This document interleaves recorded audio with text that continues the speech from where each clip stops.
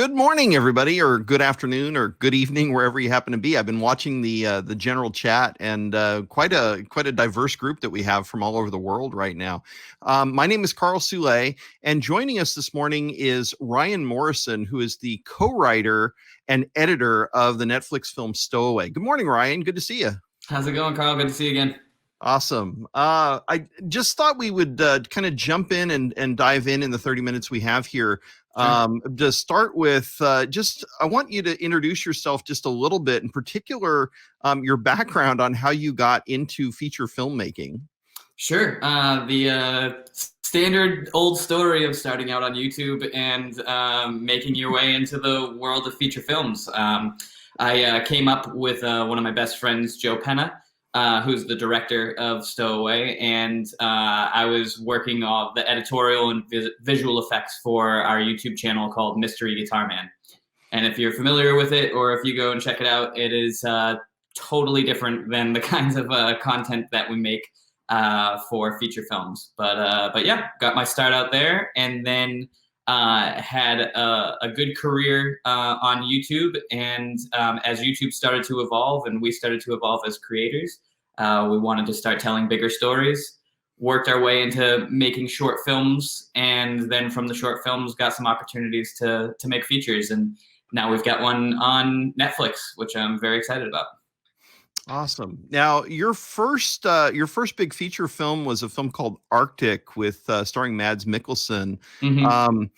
What did Arctic prepare you for in the making of Stowaway? Oh yeah. Well, it definitely gave me a real appreciation for needing an assistant editor because I didn't have one on Arctic. And coming from YouTube, Joe and I were so familiar with just kind of doing everything ourselves that jumping into feature films, something of that scale, you got to let go a little bit and allow others to join in. And it ended up being a really big learning experience. I definitely learned about organization. I learned a lot about organization when you're working at that scale, and learned about trying to stay warm in a in a metal shipping container while I was out in the middle of Iceland editing as we went. Because Joe and I have an unusual workflow where I'm kind of laying the railroad track down as the train is moving. I'm cutting the movie together literally as cards are coming from the camera. Wow, and that's kind of developed sort of a signature style of production that you guys carried directly into Stowaway. Mm-hmm. That's Yeah. amazing.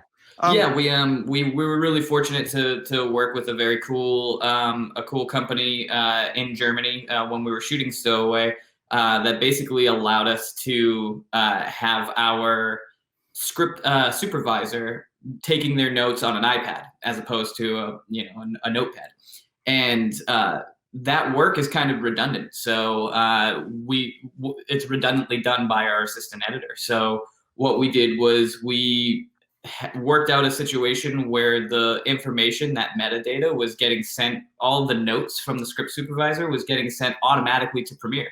And my assistant editor didn't need to log shot names and take numbers and all that stuff.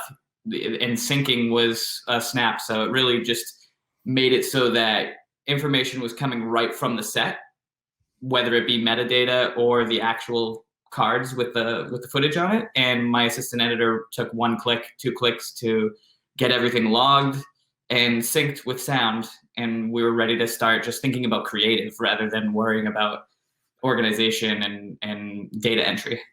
Wow, that's amazing. And I got to say the technique that you have, the quality that you ended up producing with this film, as I've been watching this with friends, people are comparing it to The Martian, they're comparing it to Gravity.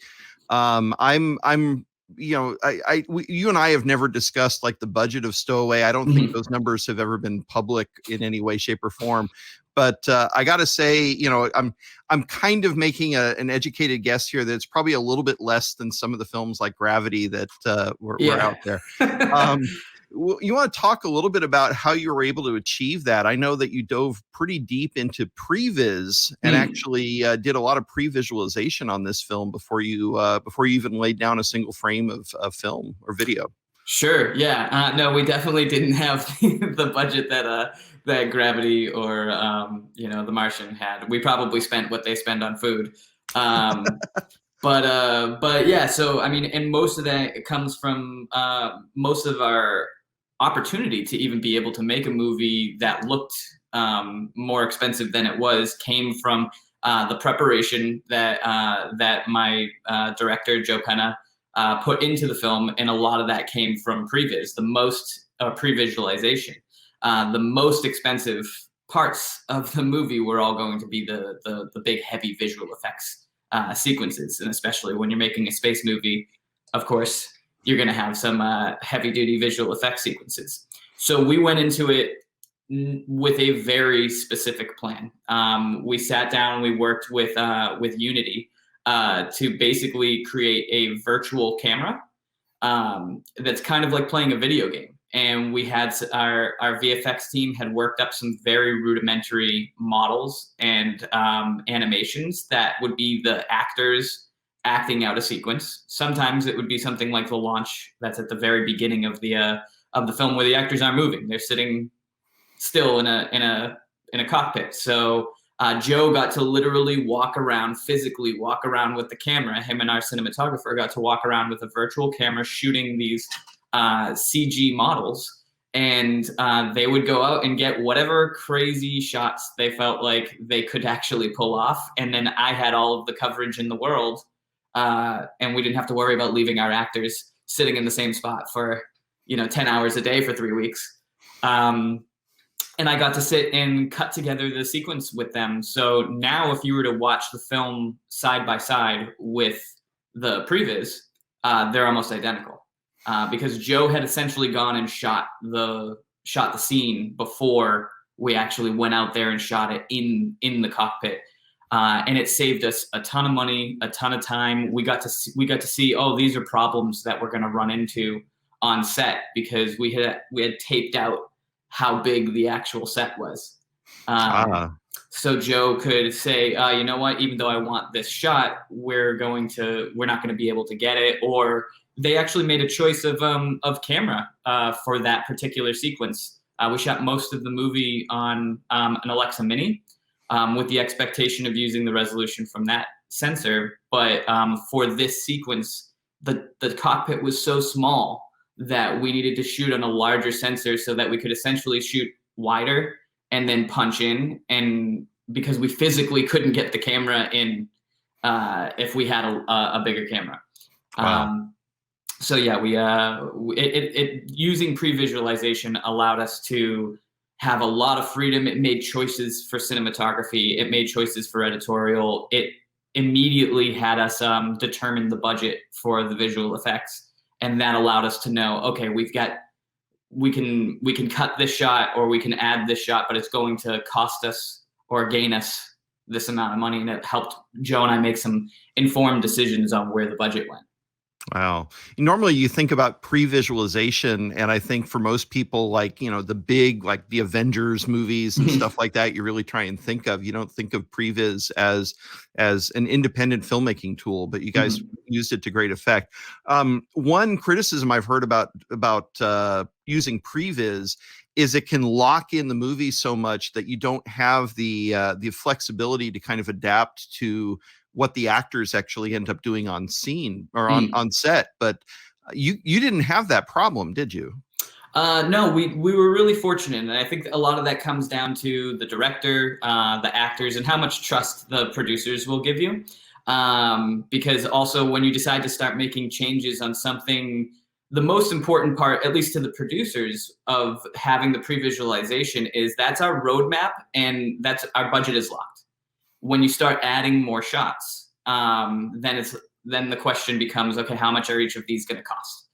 Right. And when you're on a shoestring budget like we have been historically, adding shots is a scary decision to make. However, Joe was very prepared, and when we were shooting it, I was literally cutting in what we were shooting as we were shooting it.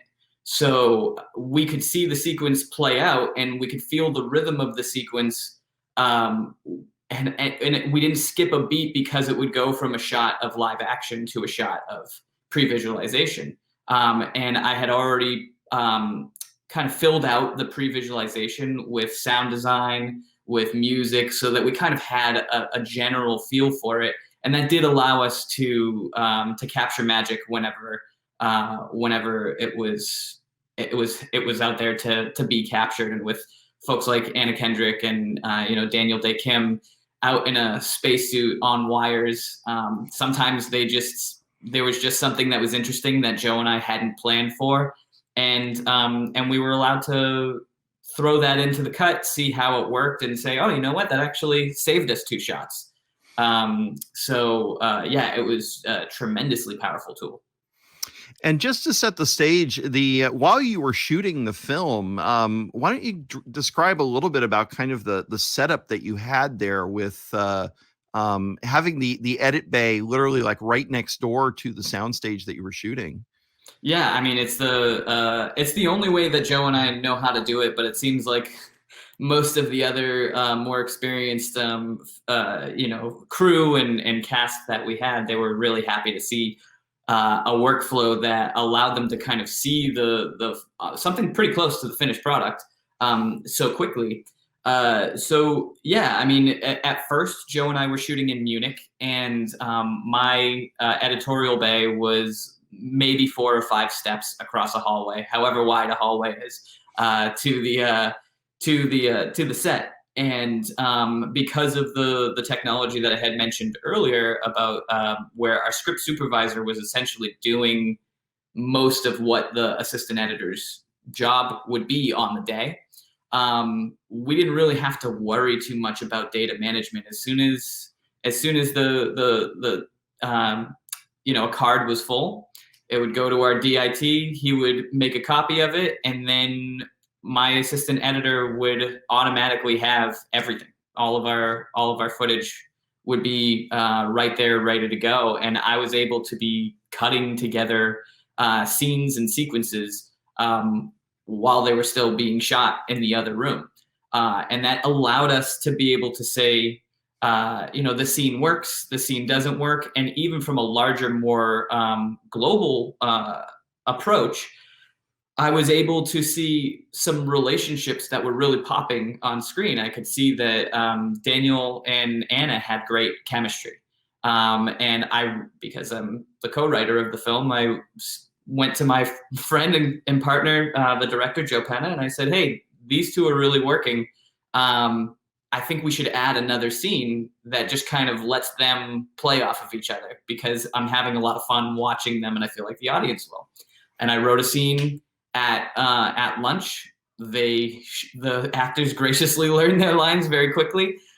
They shot it right after lunch, and it was in the movie, and now it's still in the cut on Netflix right now, and it all happened in less than 8 hours. And that wouldn't have been possible if we didn't have the budget and time to go back and do reshoots. I couldn't cut the movie in LA and then say, yeah, you know what, Anna and Daniel are really popping here. Let's go back and do some more reshoots. We didn't have that chance. So this gave us the opportunity to do that. And then also from a more producerial standpoint, making some casting decisions, it allows us to say, yeah, confidently, we can if you have another movie that you have to shoot in 3 months, we can shoot you out in 3 weeks, because we know that we're going to be able to get it done, and I can prioritize looking at scenes and cutting together scenes that have one particular actor in them, and say, okay, we've got it. We're not worried about losing that actor now, and we can send them to their next job. There's so many ways. You and I have done these presentations before, and every time you and I talk, I always start thinking about how much money that you're saving compared to like the typical way of doing things. I've been on many a film where, the editor is waiting for the reshoots to happen. Things get delayed in scheduling. And, again, it just pushes back the release date of the film, or you have to make creative compromises. But you guys have really stumbled onto a kind of a new way of working that I think is in a lot of respects, it's kind of the future of filmmaking. And it was perfect for COVID. It was perfect for the whole situation that you dealt with COVID. There's a number of other films that I've done some consulting on, and a lot of them were significantly delayed due to COVID because they were waiting for reshoots. They were waiting to get the band back together, so to speak. And you guys avoided all of that. Yeah, I mean, Joe and I kind of joke that we could have made either of our first two features during COVID, because shooting with one or two actors out in the middle of nowhere in Iceland, totally possible right now. And then especially Stowaway, we shot entirely on a stage because we couldn't afford to go to space. Yeah, I mean, both of those worked out really well. And kind of going back to the point that I was just making about our workflow, and this kind of ties into to COVID as well, is that I also am not of the school of thought that a picture must be locked before sound design, music, those kinds of things are considered. So I want to involve those departments as early as possible. I have the sound designer. On Stowaway, I had the sound designer working on scenes that I was just temping up sound on scenes that I was cutting together literally as they were coming from the stage, and that is all remote. That's all something that can be done. I can send cuts, across, I can send them over the internet across the country or across the world very, very easily. And those departments, I feel like, influence the edit. I think every editor out there has watched a cut of a scene that they've put together and thought to themselves, oh, well, now that the music's there, I wish I could hang on that shot a little bit longer, or I want to cut on this beat here. But you don't know that until the music's in. And I don't think they need to be mutually exclusive concepts. And then in terms of COVID for the rest, I mean, during the shoot, we were essentially locked down anyway. We were just on a soundstage with 4 actors, and there was nowhere to really go. And then in the post-production process, I had already done most of the editorial on set, and then working from LA, my assistant was still in Germany, and we kind of had an opportunity because of the production's workflow that Adobe has to offer. We weren't stepping on each other. We still managed to have our projects were safe. So we had the opportunity to do that, and somebody was always working because of the time difference in between LA and Germany. Whenever I would wrap up for the day, my assistant would start up. And then whenever he was done for the day, I would be starting up. So the work was always being done. And I think I had heard just before we started, they were talking about kind of like a hybrid style of working. And I really do think that that's probably the best way moving forward. And that's what production is going to look like. Post-production is going to look like moving forward. Joe Penna, I'm fortunate enough to have my director. He lives down the street from me, and we're writing together every day anyway. So I get to have him in the room with me when I'm making decisions. However, with color, with sound design, with sound mixing, a lot of those things had to be done remotely. And producers checking out cuts, and actors taking a look at things, even doing ADR. All of that had to be done remotely. So I do think that there is a hybrid of both in-person and remote workflows that we'll be seeing in the future. Nice. And even due to COVID, I don't think you ever had to deal with any particular scene where, you had to like insert a slide that said, this scene goes here for like a producer review or anything else. It's always about trying to get, I hear this a lot nowadays, is no matter when you screen the film, even in the very early days, it's all about getting it as close to final as Yeah. possible. And we have the tools to do that now, even if it's simple or leaving a previs shot in the sequence. We have the tools to do that now. So, thinking about the old days of, inserting like title cards that cut people out of the flow of the film, that's all a thing of the past these days. Yeah. You talked a little bit about productions. This is a new feature in Premiere Pro that we introduced a couple of years ago, and it's specifically designed around narrative filmmaking. And it allows for a bunch of Premiere projects to kind of get tied together in a special way, so you can organize media in one place, and then your edits can be in different places, and different editors can be working on different parts. I know you worked with a very early version of that. You want to talk just briefly about that? Yeah, I mean, it was a game changer for me, because I was so used to this crazy workaround workflow, so that myself and my assistant or whoever else was working on a project at any given time, you have to. It's always such a dicey move, because when you're working with more than one person, because you're wondering, okay, well, did I make a change here, or did they make a change, and did my change get overwritten? And the way that productions works is that it locks a project when a user has it open. And that still worked regardless of whether we were sitting across from each other, whether we were sitting across the world from each other. We did lots of tests where it was like, okay, lock it, unlock it, from while we're on Skype or FaceTime, and being able to see in real time the protection work. And then in addition to that, it just helped with organization, because you keep all of your media. We had a dailies project where we just keep all of our media there. And that one was our big one that, it saves us quite a bit of time when opening other projects, because sometimes these projects get really inflated. And then it just keeps it organized, so I can see where everything is. I can open a project that's just sound design. I can open a project that's just music, and drag those elements onto whatever timeline I'm using, and I'm not bogging down my machine with having multiple projects that all have redundant media in them. My computer only has to think about the material once.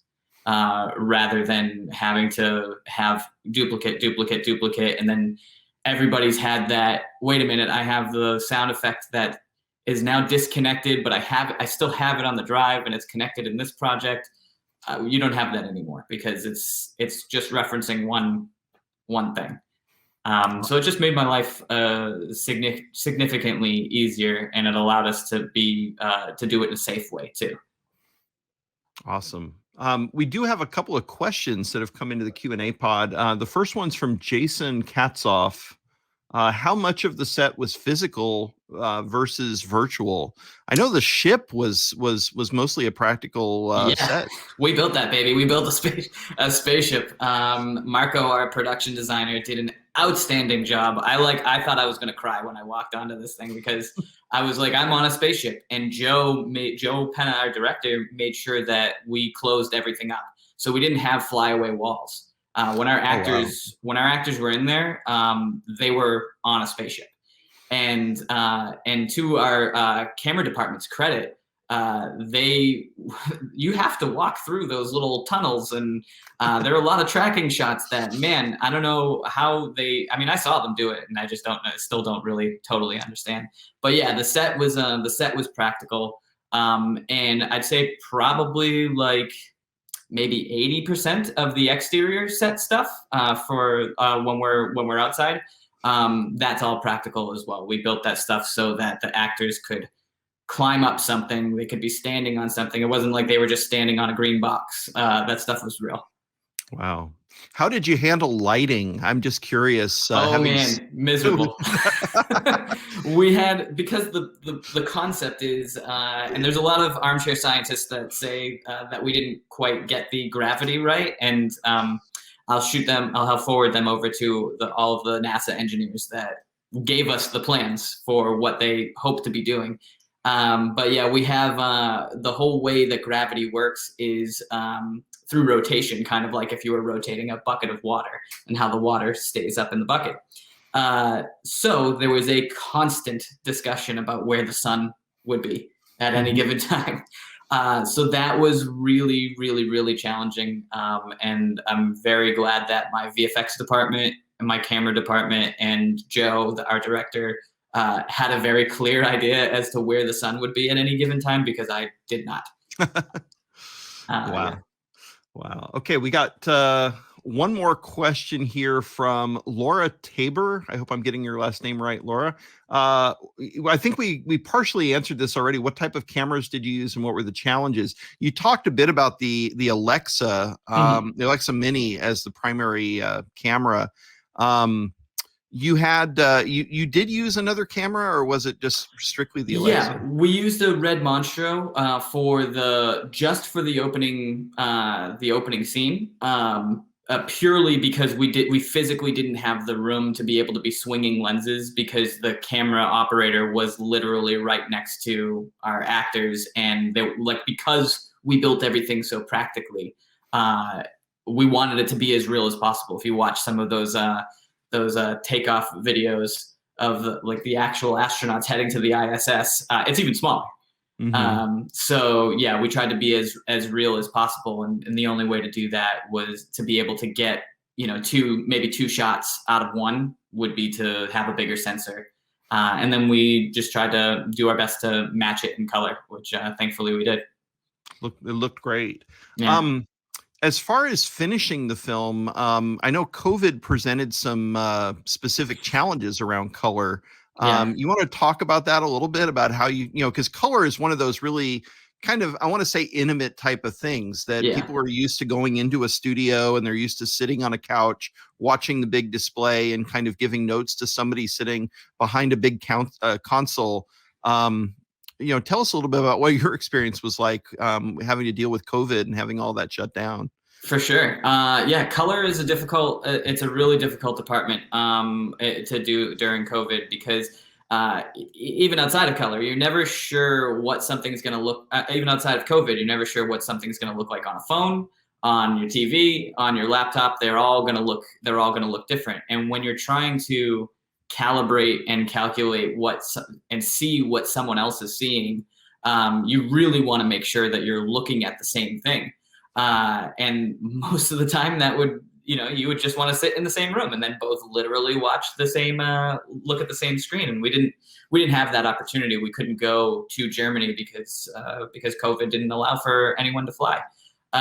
We tried a couple of different solutions, and what we landed on was, there was a product called Streambox that we used in a color house in LA. So we were allowed to see a screen at an actual color house here in Los Angeles that was mirroring what we were seeing, what the guys were seeing in Germany, that our cinematographer and colorist were seeing there.